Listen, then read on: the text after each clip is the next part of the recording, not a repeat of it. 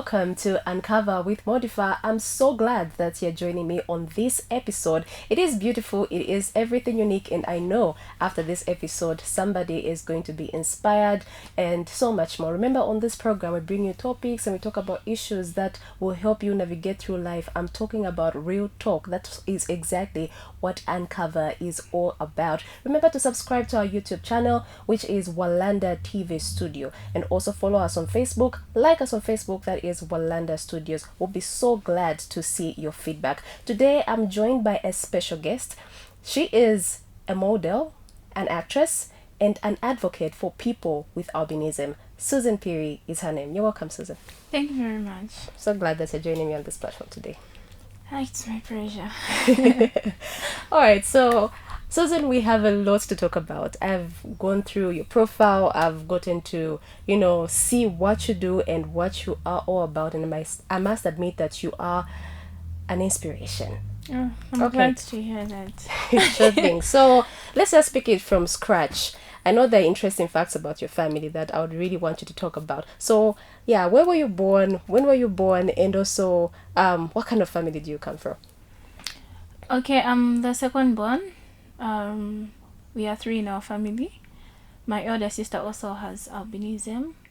And I was being brought up by my stepfather. I lost my biological father when I was 5. What else? How many are you in the family? That's a total. We are 3. You're 3? Yeah, I'm the second born. Okay, so you said your older sister is living with albinism. Yeah, she also has albinism. She has albinism. Yes. And the younger one? No, he doesn't have albinism. It's just me and my older sister. Just you and your older sister. Yes. Okay, so you lost your dad at a very young age. How was it like living and growing up without your biological father? Okay, so when I was born, both my parents accepted my condition. When you say growing up, my growing up and your growing up, it's very much different because of my condition.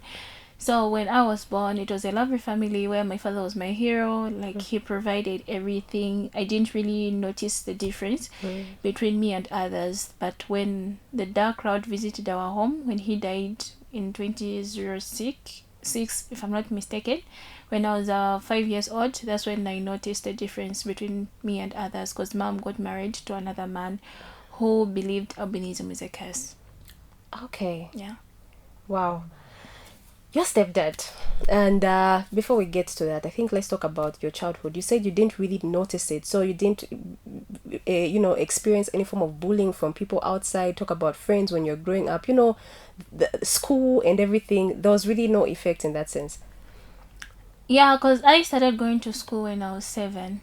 Yeah, so I didn't really notice the difference because I was young and I wasn't so much exposed to going out, because of the sun. We easily get sunburned. So mostly when my mom was she was going to the market, I was being left behind with my aunt. So yeah, or maybe because I was young, I didn't really know what really was happening when she goes out with me. So yeah. And I think maybe the relationship you had with your sister, and also considering the fact that the sister was also in the same state, could have maybe made things a bit more normal, right? Yeah. Okay. And when did your mother remarry, and how was it like now after you got to that age where you now knew what was happening, and with the father that was considering you a case? How did things change, and how did life just become different from that time? Okay. When mom got married to my stepfather, who has 3 children, who didn't really understand our condition, because when mom got married, my late father's relative came and took my sister. So I was staying with mom in a strange house, strange people who looked down on me. And in as much as I didn't really also understand my condition, why I was born different, and mom didn't know why she gave birth to children who are different from her. So in as much as I was facing the discrimination and the bullying, at first I thought maybe it's normal, I deserve it, because if I go out there, I'll see people of my age, they look different, because that time it was very much difficult for someone to see a person with albinism. So I thought it was just me and my sister in the whole world who are different. Yeah. So as I was growing up, I didn't really understand my condition, more especially how I can take care of my skin to prevent myself from getting direct sunburns. Until when I joined an organization, that was when I was 15 years. I joined the Albinism Foundation of Zambia, and I met Mr. John Chiti, who explained to me about my condition, what it is and how it comes. That is when I accepted myself and I believed in my career. Wow. Yeah. So, accepting yourself. I know this is one thing that I believe was very difficult for you. Your mother, did she play a role in assisting you? Because you're talking about accepting yourself the moment you met Mr. John Chiti. Now I'm thinking, your mother and let's say those people close to you, didn't they play any role? Did your mother sit you down at some point and tell you, okay, this is what is happening and you are beautiful the way you are good, you're normal? Did you have such conversations with her? Okay, so like I mentioned, in as much as I was the second born to be born different, mom didn't even know why she's giving birth to children who are different from her. So I remember in grade 2, where I've never been to a special school, because most persons with albinism, they attend special school because that is where we are being treated with respect. So I was going to a private school where in class, there are some group works where they'll divide you in groups. There's some class activities, but in my case it was different because my fellow pupils or students wouldn't want to be in the same group with me, wouldn't want to share a meal with me or to sit on the same desk with me. So in grade 2, I went back home crying because the reason why mom took me to school is to prevent me from the bullying that I was facing home, because she used to go for work from 7 to 17. So I remember that day I went home crying to mom, say, Mom, this is what is happening. Also at school, people are calling me a ghost. My fellow classmates, they don't want to sit close to me. I'm facing discrimination in class. That day she was she cried when she finished, because she's a parent. She needs to stand for me. She needs to speak to me. So she made me watch a film, because at first she told me to say, Susan, you look like Jesus Christ. That is why your friends are just jealous of you. Oh, wow. Then I wondered, I was like, what? She said, yes, you look like Jesus Christ. I was like, how do I look like Jesus Christ? If truly I was representing Jesus Christ, people would want to sit close to me, would want to, because everyone wants to inherit the kingdom of God. So why are people running away from me? Why are people bullying me? So what she did was she made me watch that a Bible story. Then I saw that Jesus was white. The man that was acting as Jesus in that story, he was white. So I was like, oh wow, so I look like Jesus Christ. That really motivated me, because at some point I stopped going to school. I was refusing to go to school because of the bullying. So that the following day, I even woke up, mom was like, Mommy, I want to go to school, can you prepare me for school? Then when I went there, it was a different case. Those friends that were busy bullying me, I could speak out for myself. I could stand out for myself. I would say, no, you're jealous of me because I look like Jesus Christ. Because for you don't even know who you resemble. That is why I'm alone and I'm unique in my own way. So that kept me pushing till when I reached in grade 8, term 2, when mom got sick with high blood pressure, which caused her to have stroke, and she lost her memory.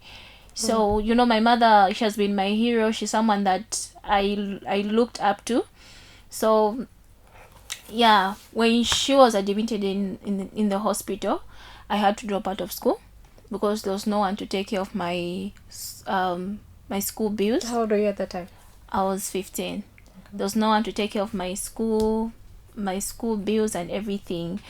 So I had to stay back home to take care of mom because she was so sick. My stepfather took advantage of her condition. He was receiving her salary and spending it on himself.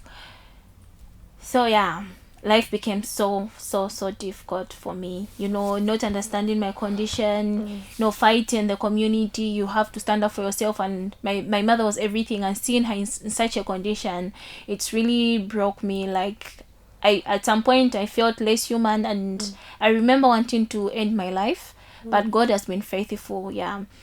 So to cut the story short, when I reached in grade 9, mom was back to normal. Then she started going back to work, and I also resumed school. Then I resumed school in January. Then February she got sick. It was worse this time around. She lost her memory such that she couldn't even remember me, her child. So I had to drop out of school again. I was home taking care of her. So I had a best friend, because the medication that mom was taking was so strong that required her to eat at least 6 times a day or 5 times a day. So I had a best friend who was 3 years older than me. So what she used to do, she had a boyfriend. So when she goes to see her boyfriend, then she's given something, she would share it with me so that I buy some food stuff for mom. So that kept us going to in the yard where I used to stay. There was this man who, he's a teacher by profession. He had interest in me. So he used my condition where he talked to my friend, because he knew that my friend is the one who is helping me financially. So he told my friend to say, I can be helping her only if she accepts me as her boyfriend. So at first I refused. Then my friend told me to say, oh, me, I can't be selling my body for you. So it's high time you also take full responsibility of yourself. Then I said, no, God is going to provide. Me, I'm coming from a Christian home where mom told me to say, God is everything. God is your best friend. Trust God. Like, she told me to say I shouldn't even trust her. The only person I should trust is God. So in every step that I take in life, I always ask for God's wisdom and knowledge. So I said, God is going to provide. Then she said, oh, let's see how far God is going to take you. So 2 days later, I remember to say mom needs to go back for reviews, like medical reviews at UTH. We used to stay in John Lane. Then I asked myself, who is going to pay for the taxi? Because her condition, would tie her up. She became too physical.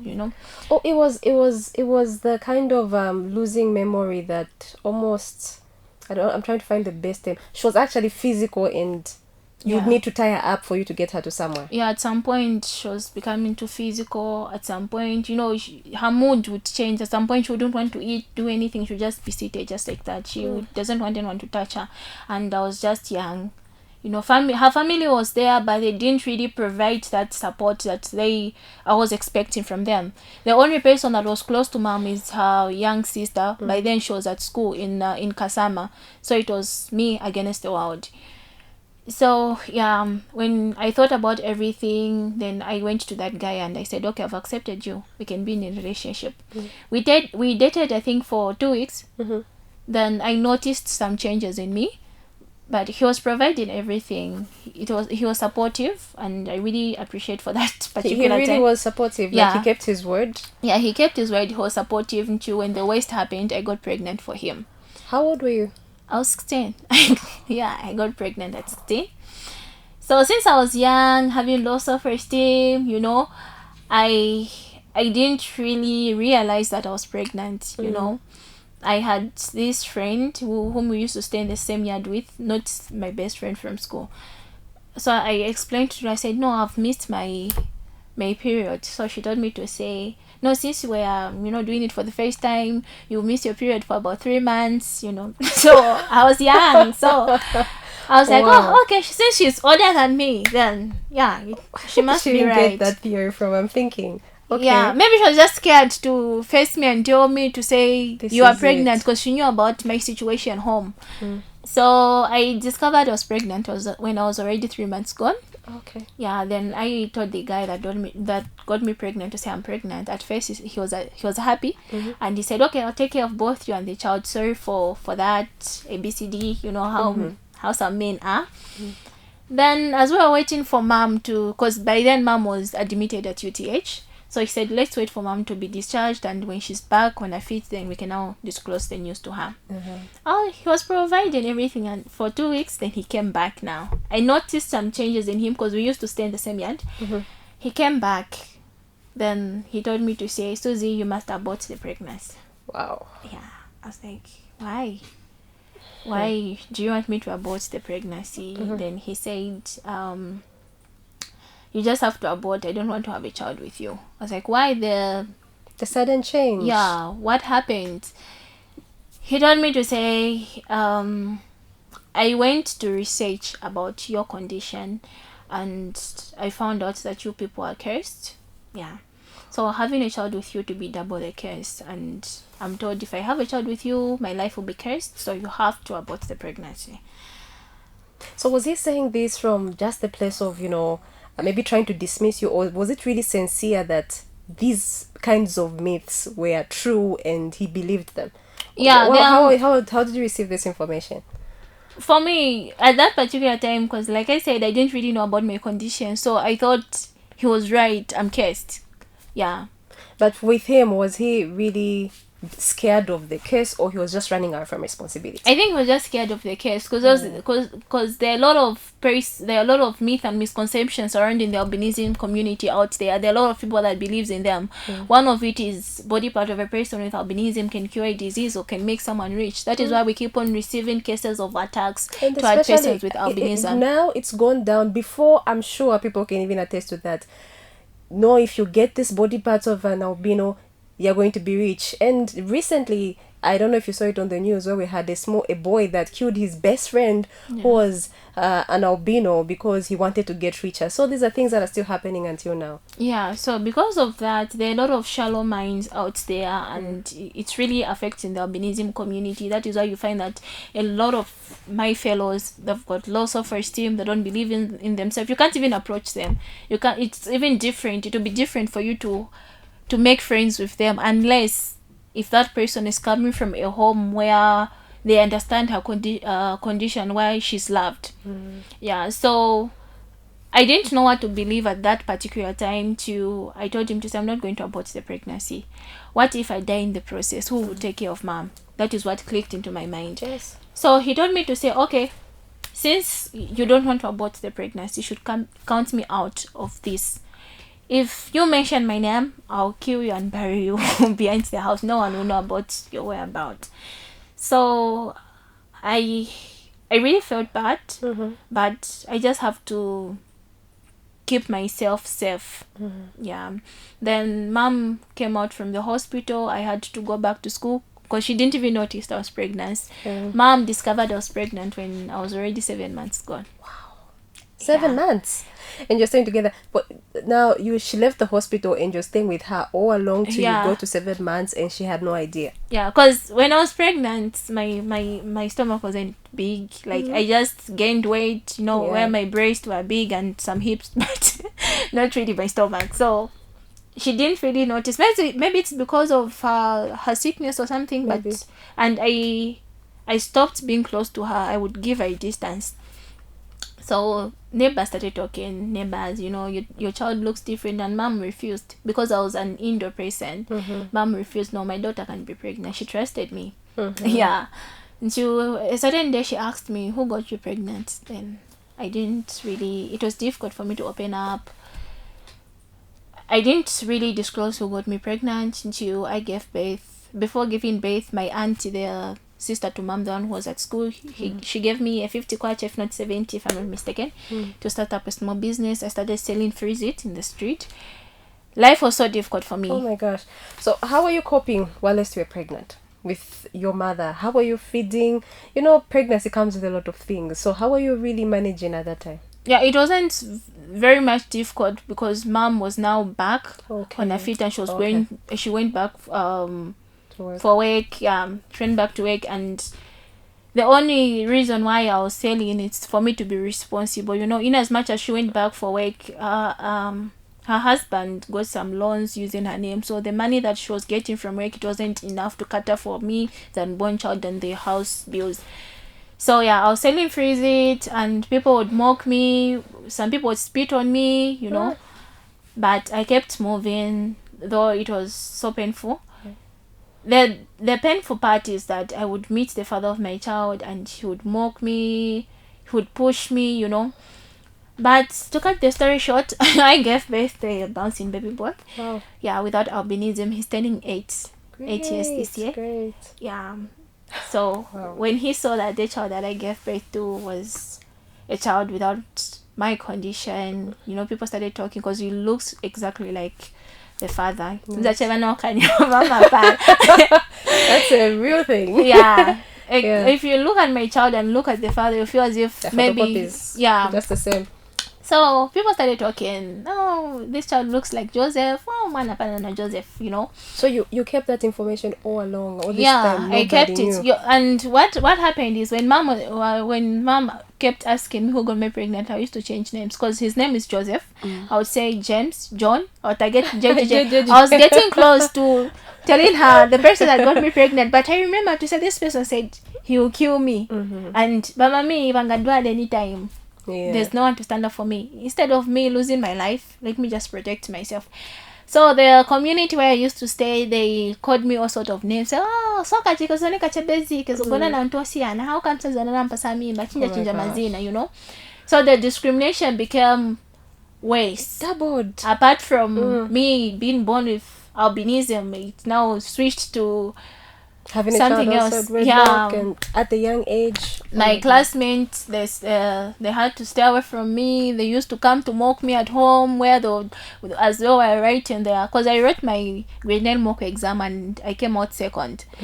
Then I couldn't write my grade 9 exam because the pregnancy was big and I used to faint because of low blood pressure. So my friend would come to my place, wakuleta my bag on the exam. You know that you're going to write an exam, why carry in your bag? So they used it just to come and mock me. They would bring bags, their school bags. Say, Susie, we want you to keep for us to come and get it when we're done writing the exam. Yeah. So when my child was 1 year 6, I met him. I don't know where I was going, but I met him and he started mocking me. I was looking for the money. I need to buy a washing powder for my child. A child when he's a baby small, there's some responsibilities that you need that is needed on daily basis. So he mocked me. Then I cursed him. I told him to say your certificate will be useless. To the day you'll be useful to yourself. Wow. So for me, I said it out of anger, out of frustration, but my word worked, whereby he was chased out of the house. He was chased from work. Life became so difficult for him, according to him. Then he came back and he asked me for an apology, and I told him to say, you know what you should do? You should do the right thing. So I went to visit my auntie. Then mom called me to say, no, Joseph is here. I was like, what does he want? He said, no, he's saying that your child is his child. Yes. He's responsible. What do you have to say? I said, yes, it's the father. So mom was like, oh, okay.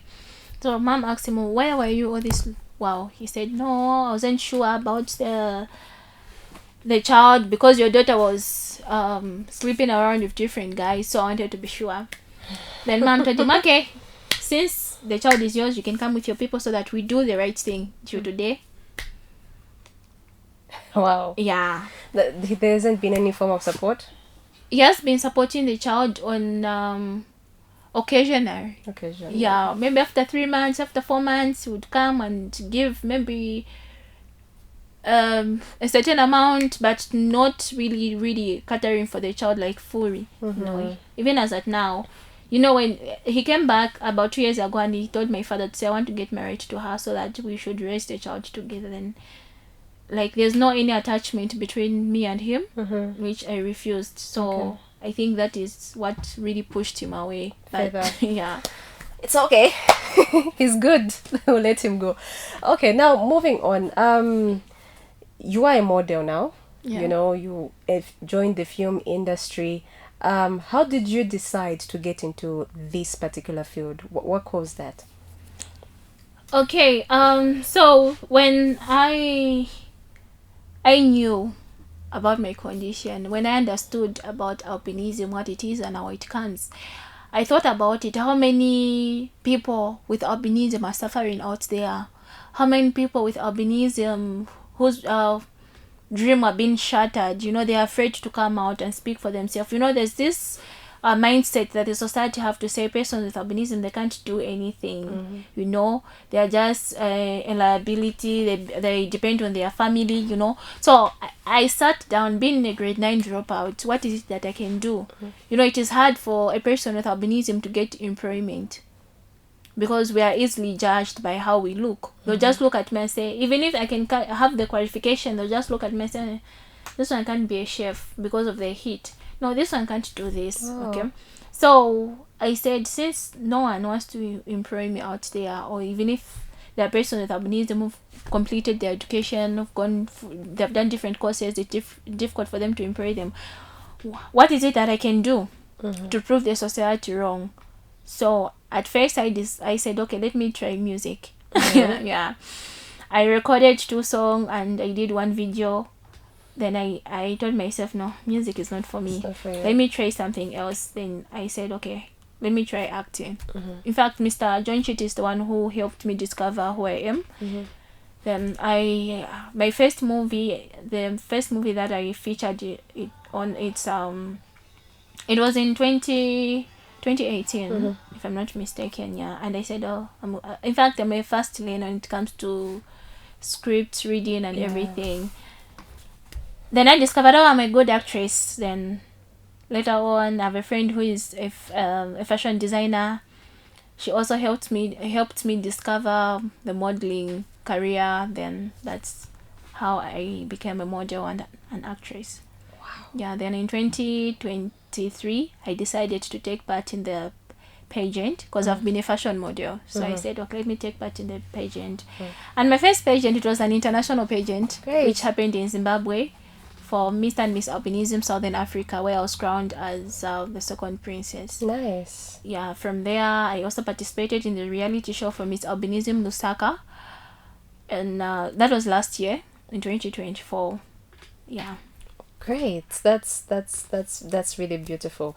And quickly, I think this is important. Let's also touch on the myths surrounding albinism. I was trying to be very careful throughout the interview, especially with the introduction. I was trying to be very careful with how I'd describe you. So, is she an albino? A person living with albinism? A person with albinism? So, how do you go about with the terminologies? Who really are you? Where albinism is concerned, because I get a lot of disclaimers. No, don't say that. It's supposed to be this way. Why is it that way, and why should it be described as that? Okay, in as much as it's important that you've asked this question, but I also feel, okay, I don't see any reason why someone should really ask how they should address me. Because it applies, you see a person who's dark skinned, then you start calling them to say, hey, you dark skinned man, come here. Hey, you dark skinned woman. It doesn't make sense. You don't address someone by their disability or by their looks. Okay, I'll ask you a question. Yeah, what happens if a certain lady walks in here? What would be your first approach? Just as we are having the interview? No. Or she just like you're in your office, someone comes in. What would be your approach? Oh, definitely greet her first. Secondly, ask her what she's doing there. Okay. Maybe. Then you would want to know their name, right? Definitely. So, may I know you? Then they'll introduce their name. So why should you ask how best you can address a person with albinism? Albinism is just a condition. It's a genetic condition. It's like maybe sickle cell. You don't call people with sickle cell a person with sickle cell. No, you address them by their name. Even me meeting you for the first time, I'll ask you, what's your name? I'll call you, hi Sissy, hi bro. It should be, it same applies to persons with albinism. I don't feel it's necessary for you to know whether you can call me an albino or a person living with albinism. It doesn't make sense. You can just ask me, what's your name? What's your name? Yeah. I think that really cuts with the discrimination. Yeah, that is why we are named after birth. There's nothing like, because she's born with albinism, then we are not going to give her any name, because we are human. So, I'm Susan. Someone should call me as Susan, not the other way around. Okay. And I don't want to escape the fact that there's this common word, okay, the vernacular word that is used to describe people with albinism. Okay? Dangwaleza. I've seen people say, "Don't call me that." No, would it sounds like a very offensive word. But then, what really does this word mean, and how would you feel? Because I know growing up in the bullying that you received, at some point in time, you had a person describe you like this. You know, what does that word really mean, and how does it feel when somebody addresses you like that? Okay, that same word that you just spoke, like for me, I tried to ask around what it means, but the few elderly people that I asked, they said it means a ghost. So I don't know if it is true or not, but I'm coming back to my answer to say someone shouldn't call me at that name, or shouldn't call anyone by that name. It same applies people who are we've got visual impairment. You don't call them at ampofu. Someone who's disabled, don't call them at disabled people. No, you use their name. Okay. So the same applies when someone sees you and calls you to say, or let me say, someone sees a dark skinned woman and say, "What black?" The same way that person will feel is the same way I will feel when someone address me using my condition. Yeah. Great. Wow, I think that is important. I mean, people really should take that. You know, for a long time now, people thought that word was just a vernacular term for albino. And now, growing up and understanding things better, you hear it is quite a very offensive word. Like you said, others said it means ghost, meaning that it's not a good word at all. Yeah, and I've had people where they would ask me questions, say, "Now, how should we call you, you people?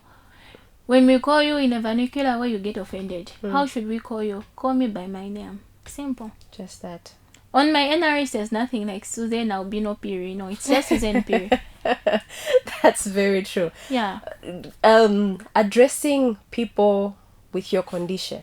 You know, I can't perhaps know to say, okay, this one is Susan, this one is this. If I want to really talk about this particular condition, what's the best way to put it? A person with albinism. A person with albinism. Yes. All right. I'm sure now you know. That was very important. Quickly, Susan, let us touch on rejection. I know, first of all, you're in an industry that comes with a lot of rejection. You know, being an actress, sometimes, oh, you're not good enough for this role. Being a model, even worse. You know, you should be slim. What's that belly fat? No, your skin tone should be this. There's so many requirements in this particular, industry. So I'd like to also understand how you manage to deal with rejection. This rejection started when you were 15 years old, 16 years old. You had a partner. At 7 years, because your stepfather, and so you started facing this rejection for a very long time. And I know there's a lot of people out there who are experiencing this kind of rejection. How can a person best deal with rejection? Okay, the best way to deal with rejection, the best medicine for rejection is self-acceptance. When you accept yourself, you love yourself. When you love yourself, you stand out for yourself. No one will be able to intimidate you or bully you. Okay? What people don't understand, they fear. What they fear, they seek to destroy. That's the fact about life. Wow. What people are fighting in you, it's missing in them. Great. Okay? So when people don't understand you, they fear you. Okay? And when they fear you, they'll want to destroy you because they want to know it all. So in as much as someone is trying to reject you, they don't deserve you. You deserve better. That is what you should put in your mind. When you love yourself, it doesn't matter who is there for you. What matters is you being there for you. At the end of everything, you are you. You know yourself. You don't need anyone to come and clap for you. When you wait for someone to clap for you, believe you me, you've got a life to live, you've got bills to pay. The time you will realize to say you are better alone, it's the time that it will be too late for you. Maybe napa youth wapita, napa mvudi bezo sevenza. So don't concentrate too much on the negative part. Concentrate on the positive part about life. Life is so beautiful apart from the bullying part. If you concentrate too much, no, me I've got albinism, nikaenda huku people call me an albino. Those people are living their dream life. Yeah. Those people that are paying their bills, who is going to pay your bill? You only live once, Yeah, who's going to pay your bill? If a man rejects you for your condition, they don't deserve you. In fact, it's not a must that a man must love you. If they don't love you, love yourself. I think that's just the best. Self-love.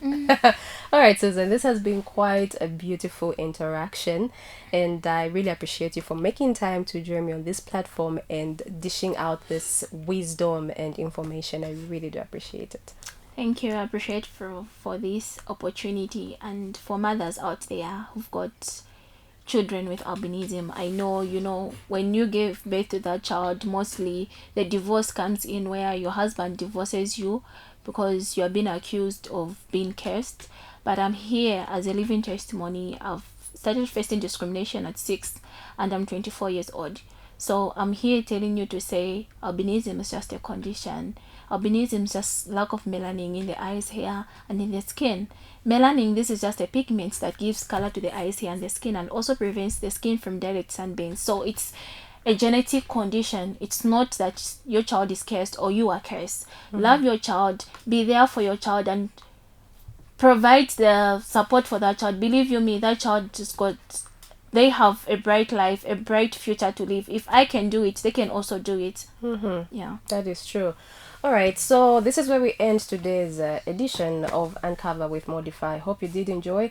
Feel free to interact with us by simply dropping a comment, like, and share to as many people as possible so we can get this information going. Remember to subscribe to our YouTube channel. Do not forget, hit the subscription button and also the notification bell so that you are informed every time we have a new episode. That's on YouTube, Walanda TV Studio. Then follow us on Facebook, which is Walanda Studios. We'll be so excited to hear from you. For now, it's bye bye until next time. Stay blessed.